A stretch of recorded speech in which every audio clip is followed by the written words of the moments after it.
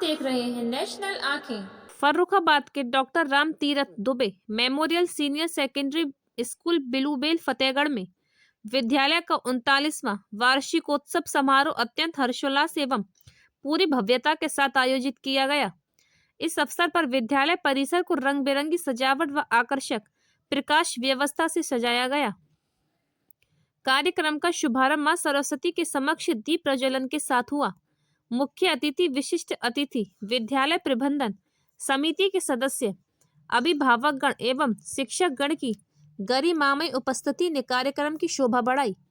विद्यालय की निदेशक मालविका दुबे ने वार्षिक प्रतिवेदन प्रस्तुत करते हुए विद्यालय की शैक्षिक सांस्कृतिक खेलकूद एवं अनुशासन संबंधी उपलब्धियों का विस्तृत विवरण किया। फर्रुखाबाद से अमित औदिचे की रिपोर्ट। क्या हम अंदर आ सकते हैं?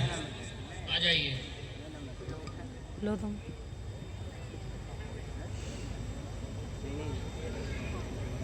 सर, मेरी बेटी ने बहुत अच्छे अंकों से नीट का एग्जाम क्वालिफाई किया है। कृपया देखिए, मेरी बेटी का नाम मेरिट लिस्ट में है। सर, मैं मेगा एमबीबीएस में दाखिला चाहिए।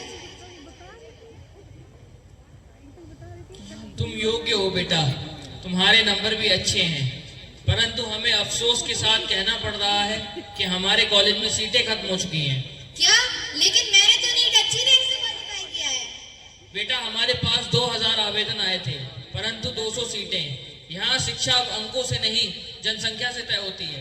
मतलब मेहनत करो और फिर किस्मत के भरोसे बैठ जाओ। ऐसा ही होता है बेटा, जब जनसंख्या ज्यादा हो जाती है तब शिक्षा भी इसका शिकार हो जाती है। ऐसा कैसे चलेगा? ऐसा ही चलता रहा हमारे बच्चों की भविष्य का क्या होगा? अरे जाइए जाइए यहाँ से, आप भी जैसे रोज आते हैं यहाँ हमारा समय खराब करने। चलो बेटा, अब तो पढ़ाई भी जनसंख्या का शिकार हो चुकी है, हम कहीं और देखते हैं। यहाँ भीड़ बढ़ती गई घर के अंदर और घर खुद छोटा पड़ गया। काम करना पड़ता है और दिहाड़ी भी इतनी कम मिलती है। लाओ कुछ खाने को दो। ये भगवान, कहाँ से लाऊं खाने के लिए अनाज? ना तो बच्चों के लिए दवाइयों के लिए पैसे और ना ही इनकी किताबों के लिए। मैं करूँ तो करूँ क्या? 300 रुपए दिए मालिक ने, या फिर बच्चों की किताबें ले आओ या फिर राशन। ये भगवान, केवल 300 रुपए, इतने में तो पूरे महीने का राशन नहीं आएगा। माँ, हमें बहुत भूख लगी है।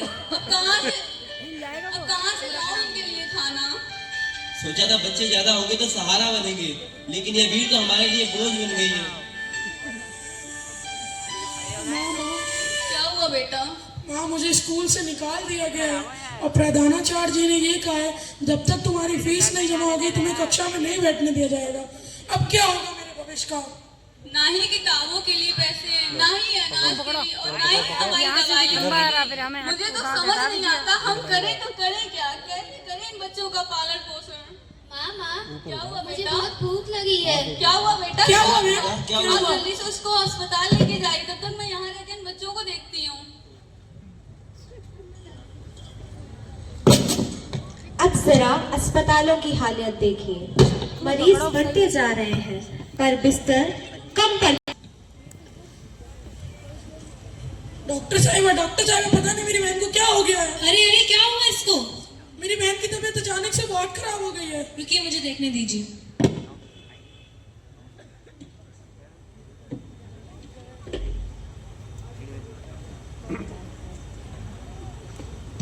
इसकी तबीयत तो बहुत खराब है। इसके पेट में तो कई दिनों से अन्न का एक दाना भी नहीं गया। ये तो कुपोषण का शिकार है। इसको जल्द से जल्द एडमिट करना पड़ेगा। तो इसे जल्द से एडमिट कर लीजिए। लेकिन हम इसे एडमिट नहीं कर सकते। पर क्यों? क्योंकि हमारे पास एक भी बेड खाली नहीं है। हमारे पास सिर्फ और सिर्फ 20 बेड है और 100 मरीज लाइन में लगे हैं। अब क्या होगा मेरी बहन का? आप इन्हें किसी प्राइवेट अस्पताल में ले जाइए। अगर हमारे पास पैसे होते ही तो हम आपके पास क्यों आते? तो बच्चे पैदा करने से पहले नहीं सोचा था? जनसंख्या बढ़ती जा रही है, इसका कोई समाधान नहीं है। ले जाइए आप इन्हें यहाँ से।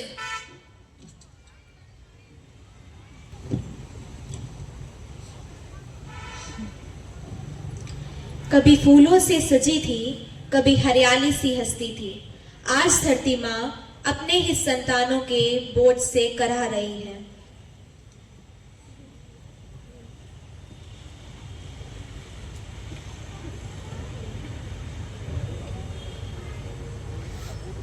मैंने सबको जगह दी, कभी किसी में दिया, दिया सबको छांव, दिया सबको भोजन, लेकिन अब मेरा आंचल इस भार को नहीं संभाल सकता। ना खेत बचे हैं ना जंगल, इस भीड़ से मेरा दम घुट रहा है।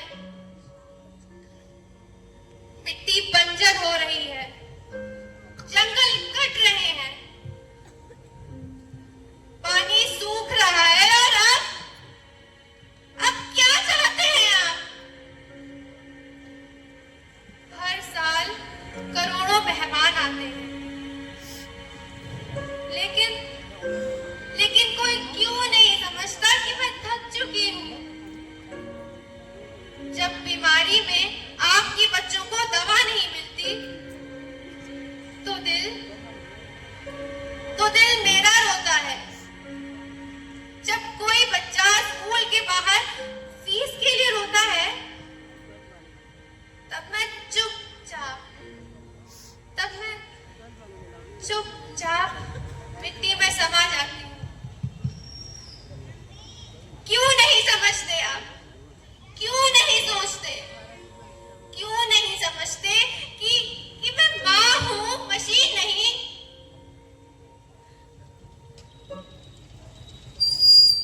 अरे भाई, धरती माँ परेशान है, मगर क्यों?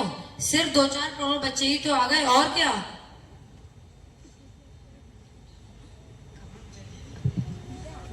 बच्चे तो भगवान की देन है, धरती कुछ संभाले, माँ तो सहती है ना। हमारे दादा दादी के भी तो 10-11 बच्चे थे, क्या हुआ? सब पल गए, सब जी लिए। और वैसे भी धरती का थकती भी है, धरती तो सीम है। हाँ, जी लिए, लेकिन अब मेरा आंचल इस भार को नहीं संभाल सकता।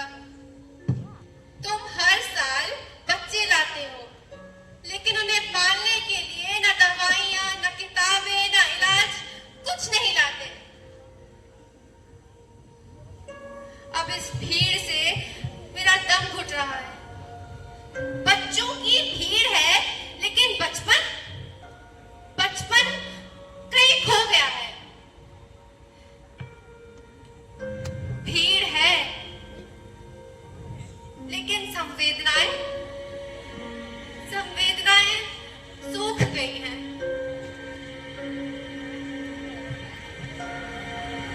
माँ, अब हम तुम्हारा बोझ और नहीं बढ़ाएंगे, हम अपनी सोच को बदलेंगे। हम तुम्हारी आवाज सुनेंगे और छोटे परिवार रखेंगे ताकि तुम्हारा बोझ हल्का हो सके। हाँ, बस ऐसी ही संतान चाहिए मुझे, जो न केवल जन्म ले, बल्कि अपनी जिम्मेदारियां भी समझे। भीड़ में चेहरा बेजान सा लगता है, हर सपना एक इम्तिहान सा लगता है। जब इंसानियत गिनती बन जाए, तब इंसानियत चीख चीख कर सवाल उठाती है, क्या हम जी रहे हैं या सिर्फ व्यतीत हो रहे हैं? आज हमने ये नाटक देखा।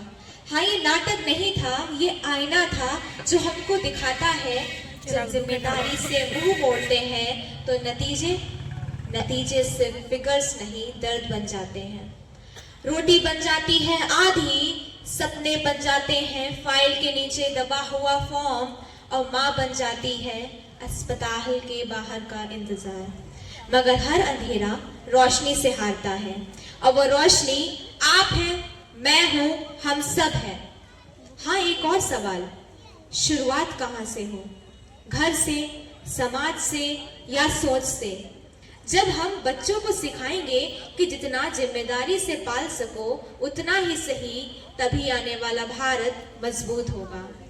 तो आइए आज हम मिलकर एक प्रतिज्ञा लें, हम जागरूक बनेंगे, औरों को भी जागरूक करेंगे, हम शिक्षा को हथियार बनाएंगे,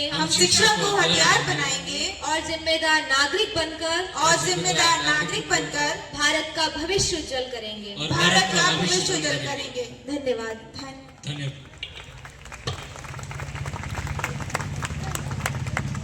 देखते रहिए नेशनल आंखें।